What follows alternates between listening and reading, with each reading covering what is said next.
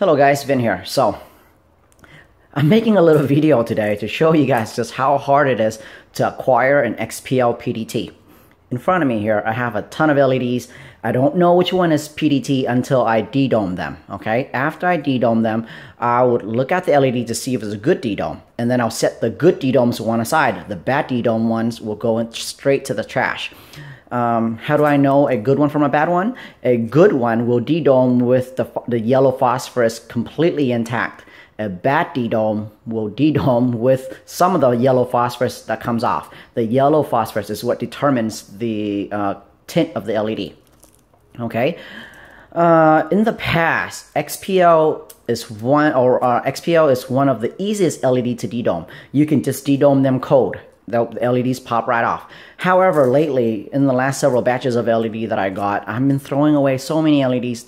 Every time I de-dome an LED, the phosphorus comes off with it. Okay, and the more heat you add to it, the worse it de-dome. The dome will hardens up, and there's more likelihood of the yellow phosphorus coming off. So, de-doming cold is still the way to go. So, in order to select a XPL PDT, I would have to have at least a group of successfully de-dome LEDs. And then from that successfully de-dome group, I would put them into lights and then test to see which one has good tint, and then those one gets to stay. So, as you can see, bad ones get thrown away, and so only good de-dome one stays, and only the good tint of the good de-domes ones goes into light. Okay? Alright, enough talk. Let's try to de-dome one and see if we can get a few good samples on camera. I made this little tweezer, as you can see here, with the tip sanded down to a square shape. That way I can grab the LED on the side like so. The reason I'm not mounting these onto sink pads or octagons and then de-dome them is because the heat hardens the dome and it makes it even harder to de-dome. So you can see here I clip it onto the let me see if I can get the camera to focus. Nope, it doesn't want to focus. All right, but as you can see here, if like I said, the clips to the bottom of the ceramic, and then I'm going to use this knife here and then pry off the dome very, very slowly. Okay, and as I've mentioned, I can't put it on a sink pad or an octagon because the heat would harden the dome, and that will lessen the likelihood of a success de-dome. All right, let's give this a shot.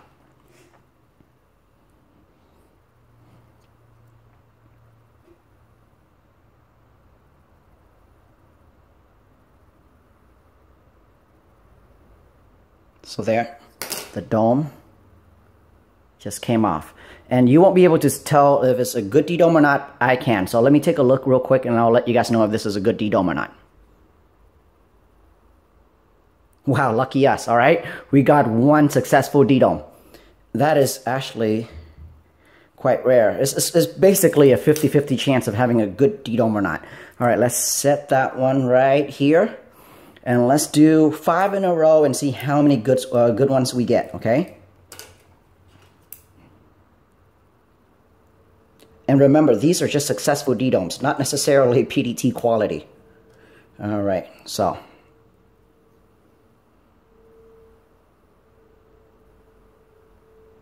You gotta be super gentle.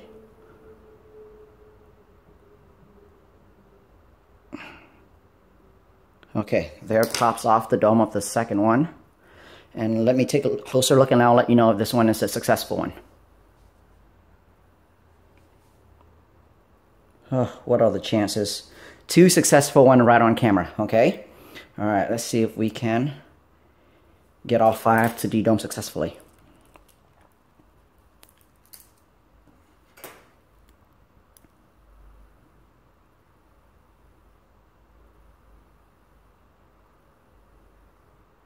I'm glad this is going very well for us, because you pop one bad dome and you lose a bunch of money right there, so.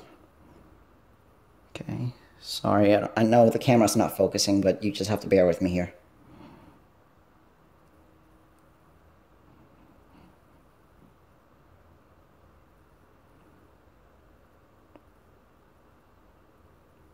Okay.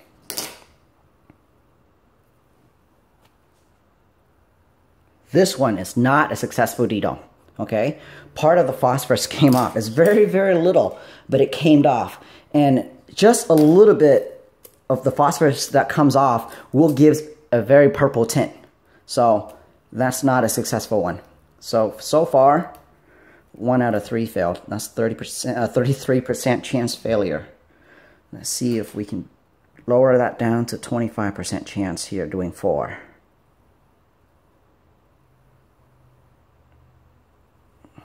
You gotta clip it just right, because if you clip it wrong, it's either flick the LED somewhere and you'll never ever see it again, or you clip it into the dome, and then obviously that's bad.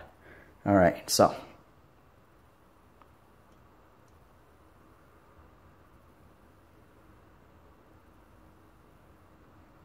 This one doesn't want to come off. Okay, there. It didn't want to come off, and then it came off too fast. Oh, I have a bad feeling about this one.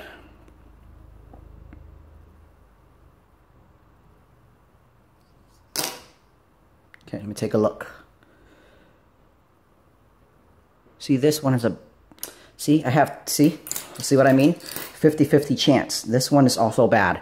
A tiny bit off the corner came off, and that's no good. And at this rate, this is not good, because I just lost 2 good LEDs, and I have I lost 2 LEDs. I have 2 good LEDs, but within this 2 LEDs, I'm not even guaranteed that these are PDTs. It could turn out totally green. And honestly, I don't really know why when with the dome on, the color, the tints vary, even with the dome on from the factory, but it's very slight, not too significant, okay?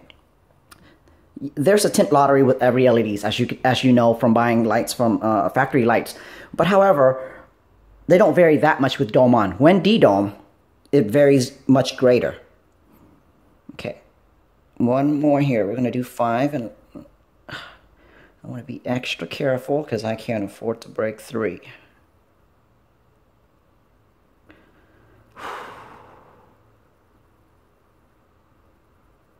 Ah, crap. Okay, this one's not good. I think I saw some yellow came off. See? There's 3 bad LEDs in a row. So this one, I don't know if you can see it on camera, but so much of the yellow phosphorus came off that is actually stuck onto the dome. Yeah, I'm sorry, you can't see it on camera. So I have 3 bad ones and 2 good ones, and you know, hopefully both of these are PDTs, because if they're not, I'm screwed. And this is the reason why. It's really worrying me out, and I don't know if I can continue to make PDTs and offer XPL PDTs any longer. The only reason that we're doing this is because XPL PDTs are clearly brighter, because it starts out at a V6 bin. XPL HI comes in V2 bins, okay? And if you're really lucky, you can get V3 bins. But I can't even buy V3 bins. V3 bins comes in stock lights that some manufacturer are able to secure. I can't get V3 bins. And even the V3 bins XPL HIs aren't as bright as an XPL PDT V6 bin. The reason is because there's a thin layer of silicone dome. I don't know what the dome material is, but for the sake of it, let's just call it silicone, okay? The dome material, the silicone material that goes over, there's a thin layer over the XPL HI. And I think even that slight amount of opacity and the 3 lower bins adds to why XPL HIs are not as bright, even though they have more consistent tint compared to XPL PDT V6 bin. So there you go, on camera. You see that 3 failed and 2 were good.